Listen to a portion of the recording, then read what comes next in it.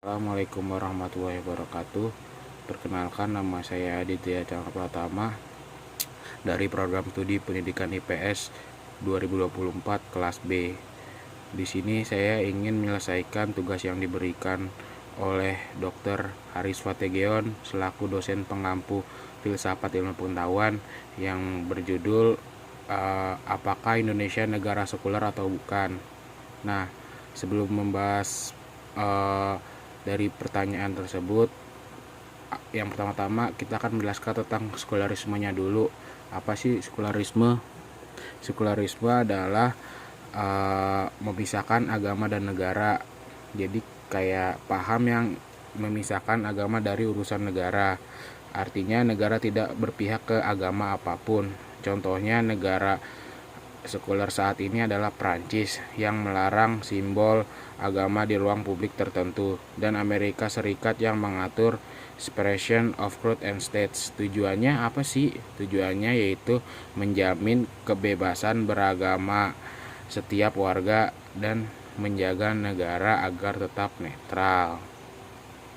Selanjutnya, bagaimana dengan Indonesia? Indonesia itu dikatakan unik karena kita itu bukan negara agama seperti Vatikan dan juga bukan negara sekuler seperti Perancis. Dasar negara Indonesia itu Pancasila, di mana sila pertama dari Pancasila itu berbunyi ketuhanan yang Maha Esa. Artinya negara kita mengakui pentingnya kepercayaan kepada Tuhan tanpa memaksa suatu agama. Indonesia juga mengakui 6 agama resmi, yaitu seperti Islam, Kristen, Katolik, Hindu, Buddha, dan yang terakhir adalah Konghucu. Serta di Indonesia juga sangat menghormati kepercayaan adat yang ada di setiap daerah. Contoh konkret di Indonesia saat ini adalah seperti adanya pelajaran agama di sekolah, adanya libur nasional saat-saat hari agama besar, dan di kartu tanda kependudukan juga menyantumkan agama yang dianut oleh seseorang. Namun, negara tidak mewajibkan untuk orang mengikuti satu agama tertentu. Jadi, masyarakat bebas memilih. Nah, dari pandangan filsuf tentang negara dan agama itu banyak sekali. Saya di sini akan mengambil 3 tokoh, John Locke, Plato, dan Thomas Aquinas. Yang pertama adalah John Locke. John Locke adalah seorang filsuf Inggris. Dia berpendapat negara harus menjamin kebebasan beragama. Negara sebaiknya netral supaya tidak ada pemaksaan keyakinan. Ini sejalan dengan ide sekularisme.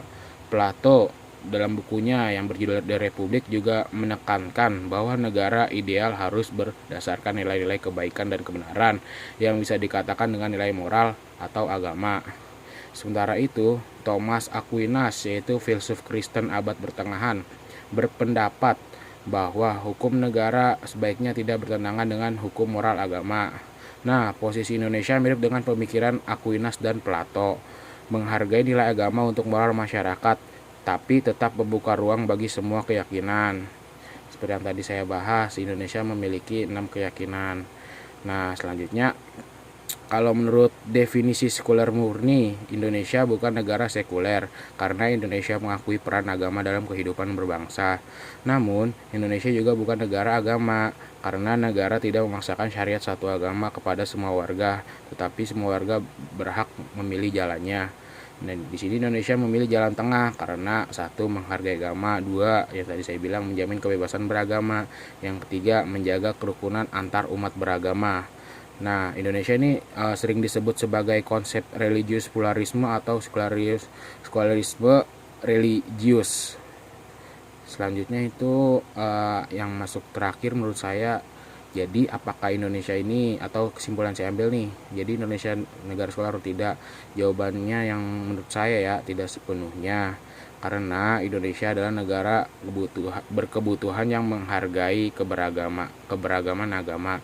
Dari sudut pandang filsafat, Indonesia berusaha menyimbangkan antara nilai agama dan prinsip kebebasan individu.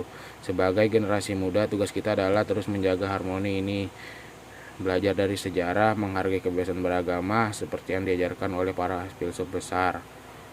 Jadi sedikit quote dari saya, kebenaran bukan hanya milik satu suara tetapi milik semua hati yang saling menghargai. Sepertinya cukup dari saya, kurang lebihnya mohon maaf. Sekian, wassalamualaikum warahmatullahi wabarakatuh.